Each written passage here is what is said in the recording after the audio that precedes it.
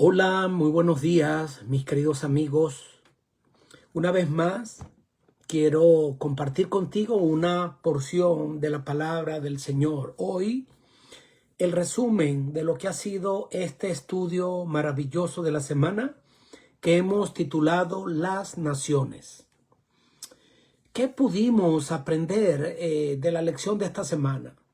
Siento que ha sido un mensaje de advertencia, pero también un mensaje esperanzador.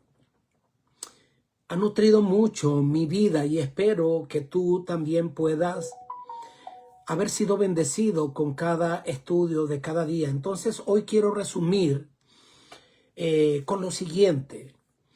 Creo que si algo pudimos ver es la estrategia del enemigo y la manera de cómo él trabaja. Desde el principio, Satanás ha trabajado de manera sutil, no de manera abrupta o abierta, pues así como en el cielo fue minando poco a poco la confianza de los ángeles para con Dios, en el Edén también disfrazó su ataque, cuestionando el carácter del Creador, y este mismo patrón fue ese patrón progresivo con el que él continuó, que también fue el mismo patrón que utilizó para con el pueblo de Israel, que utilizó con la iglesia primitiva y que también sigue utilizando en la actualidad.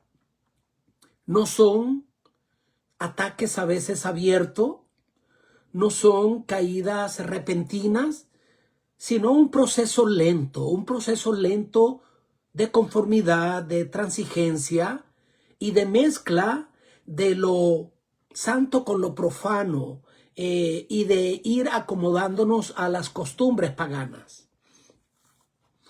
El enemigo se infiltra e infiltra la mente de cada ser humano, introduciendo una fe superficial que se acomoda pues a este mundo, a la manera o a la corriente de este mundo, o simplemente llenándolo de una religiosidad y de un conformismo progresivo, y a veces puede ser hasta imperceptible, porque no hay peor condición de la de sentir que pues todo está bien, bueno, pero yo no estoy haciendo mal las cosas, yo no le hago mal a nadie, pero resulta que es la manera muy sigilosa con la que él trabaja, y es así como el pueblo va perdiendo poder, va perdiendo influencia, es cuando su testimonio se apaga, y en respuesta a que necesitamos un despertar, somos sometidos a veces a pruebas, a crisis y a momentos de exilio, porque parece que no hay otra manera de cómo despertar sino allí. El exilio doloroso, pero a veces como que necesario. Lo vimos en el pueblo de Israel. Por haberse apartado de Dios, por haber rechazado la soberanía de Dios, por haberle dicho a Dios, no queremos que seas tú el que reine, vemos cómo pues esto trajo como consecuencia el exilio, el cual nunca fue el plan original de Dios, pues fue el resultado de esa decisión que el pueblo tomó. Fue un momento doloroso para Israel, pero también fue un momento doloroso para Dios. Sin embargo, en medio de ese juicio, Dios siguió obrando en procura ¿de qué? De cumplir con el propósito que él tenía y con la promesa y con el pacto que él entonces había hecho con Abraham para su pueblo y para el mundo entero. Entonces, mientras Satanás trabaja y no descansa, pues Dios nunca pierde el control de la historia ni deja de trabajar. Aunque a veces podamos sentir que Dios no está, que Dios se ha apartado. Pero como dice ese canto que me gusta, cuando Dios está en silencio es porque está trabajando, pues Él nunca deja de trabajar para cumplir su propósito en el mundo y en tu vida y en la mía. Durante ese cautiverio, Dios mostró al pueblo lo que hubiese podido llegar a ser y a hacerse si ellos hubiesen permanecido fiel y todo aquello que se pudiera haber evitado. Pero aún en Babilonia Dios se reveló. Vemos allí cómo el rey Nabucodonosor, símbolo del sistema pagano más poderoso de aquel entonces, fue transformado, fue alcanzado por Dios. Así lo detalla Daniel 4. Eso demuestra que ni los sistemas más opuestos al reino de Dios están fuera de su alcance. Dios se interesa en todos los seres humanos, en los gobernantes paganos, en aquellos que afligen a su pueblo, en aquellos que operan con injusticia. Dios les ama, Dios les busca, Dios les quiere alcanzar. Y muchos de ellos a lo largo de la historia han sido alcanzados, y en la actualidad también muchos de ellos están y serán alcanzados, porque Dios obra y el poder y el amor de Dios es irresistible. Ahora vemos cómo entonces trabaja Satanás. Pero vemos cómo trabaja Dios, y esto me encanta: la soberanía y el poder de Dios. Esa promesa de que la palabra de Dios nunca se devuelve vacía. Así fue siempre. Cuando Dios dice, así se hace. Dice, Dios prometió y no cumplirá. Dios no es hombre para que mienta ni se arrepienta. Entonces vemos allí la soberanía de Dios expresada en Isaías 44 desde el versículo 24 hasta el versículo 13 del capítulo 45. ¿Qué vemos allí? La lección para este día nos presenta este contenido bíblico donde se levanta Ciro. Dios levanta a Ciro. Y es un pasaje revelador, sobre todo del control y de la soberanía de Dios. Pues acá nosotros vemos cómo entonces Dios actúa como el redentor, como el creador, afirmando su soberanía total sobre la historia. Él anuncia con anticipación que levantará a Ciro. ¿Quién era Ciro? Un rey pagano. Un rey pagano, pero Dios dice, levantaré a Ciro y él será mi instrumento para liberar a mi pueblo. Ciro, aunque no era israelita, fue llamado mi pastor, mi ungido. ¿Por qué? Bueno, porque él haría la voluntad de Dios al permitir el regreso del pueblo cautivo que estaba exiliado en Babilonia, para que regresara a Jerusalén, y Ciro sería a quien Dios utilizaría para cumplir sus propósitos y la promesa que él había hecho, que el templo sería reconstruido. Y pues este acto prefigura a Cristo. Ciro allí prefigura a Cristo, el verdadero libertador. ¿Te das cuenta qué poderoso es la manera como Dios trabaja? Ciro es un tipo de Cristo entonces. Vemos que es un gobernante enviado para romper cadenas y poder entonces devolver al pueblo a la tierra de la promesa. Entonces este pasaje nos enseña cómo Dios usa a quien Él quiere. La invitación está dada para todo aquel que se quiera acercar a Dios y quiere entonces colaborar con los asuntos del reino de Dios. Dios los va a utilizar para cumplir sus propósitos, aunque no lo haga a veces de manera visible. Dios trabaja de una manera increíble, porque su soberanía no solo se limita a lo religioso ni a lo étnico, sino que Dios ve los corazones y no las apariencias. Entonces no es necesariamente una iglesia nominal.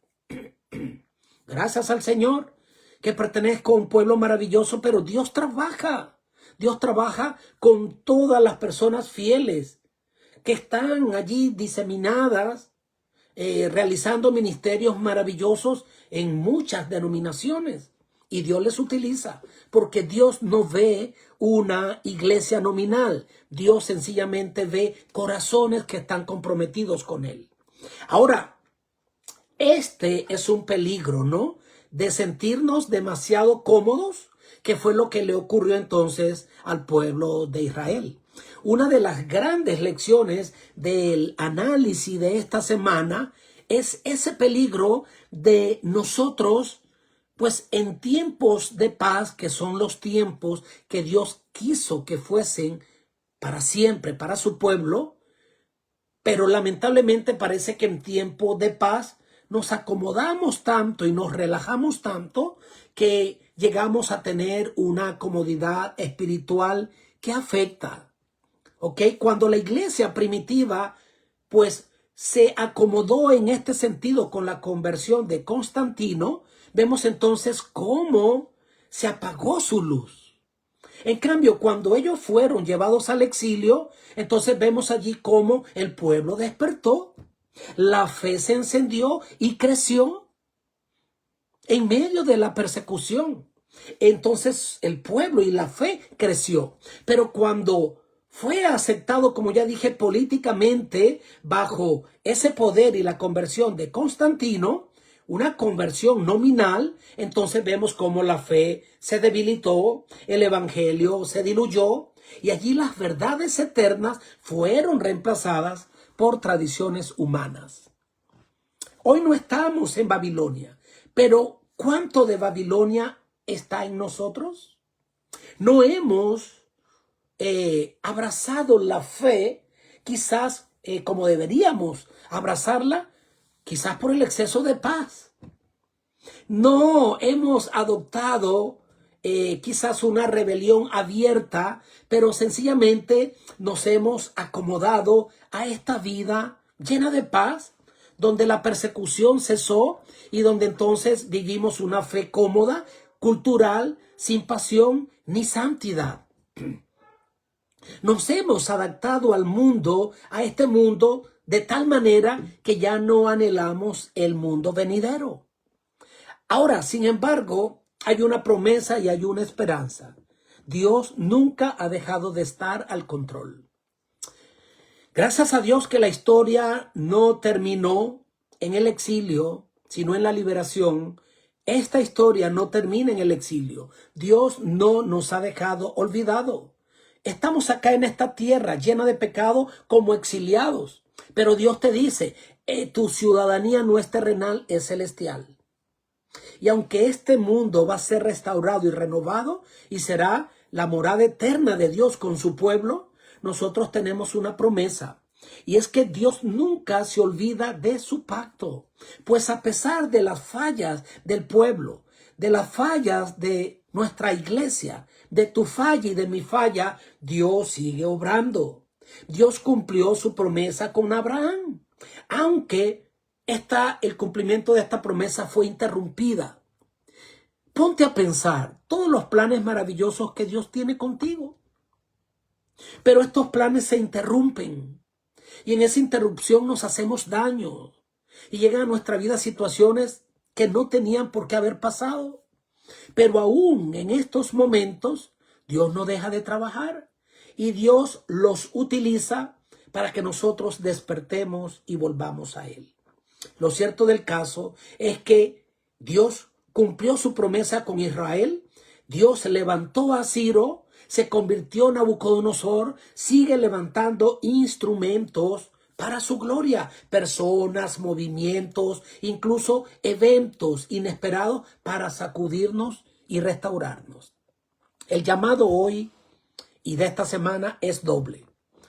Salir de Babilonia. Salir de Babilonia, pues no físicamente porque ya no existe Babilonia, sino espiritualmente. Y ser usados por Dios como lo fue Ciro, como lo fue Jesús, que fue levantado para traer a todos a sí mismo, llevando libertad, luz, verdad y gracia. ¿Qué podemos concluir? ¿Qué nos enseñó esta lección de esta semana? Que Dios es soberano y eso me encanta repetirlo. Lo repito con orgullo, lo grito a los cuatro vientos y se lo grito a Satanás. Estás vencido. No puedes hacer nada porque Dios está al control. Dios es soberano sobre las naciones y sobre la historia. Pero Dios es soberano sobre tu historia y sobre mi historia.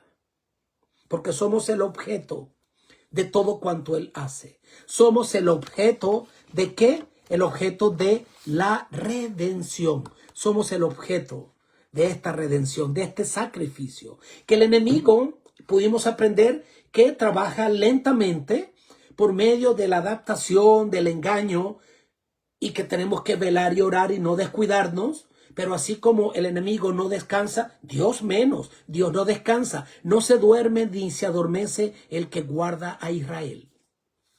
En tercer lugar, que nuestra fidelidad importa e importa mucho.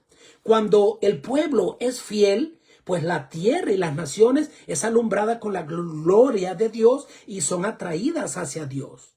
Pero cuando el pueblo falla, el mundo pierde luz y el mundo pierde la oportunidad de ser alumbrado con tu vida y con tu testimonio y con el poder maravilloso de este evangelio.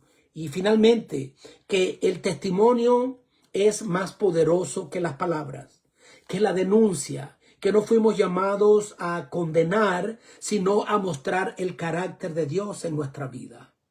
Así que, como lo dijimos, que esa sea nuestra forma de presentar el evangelio, donde la misericordia sea lo que predomine, donde, como lo dijimos a la luz de un pensamiento de la hermana Elena de White, que si hemos de errar, erremos por el lado de la misericordia y no de la condena, y que vivamos nosotros con ese equilibrio perfecto de Jesús.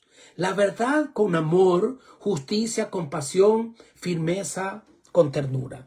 Así, familia querida, Dios te bendiga, Dios te guarde, que Dios te regale un final de semana lleno de su bendición. Quiero orar por ti. Padre querido, gracias.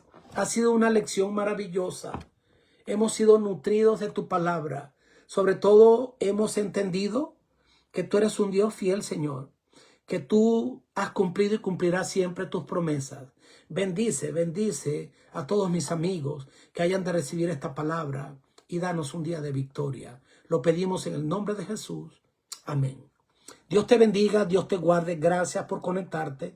No te olvides en compartir, pues, esta perla preciosa de la palabra de Dios. Chao.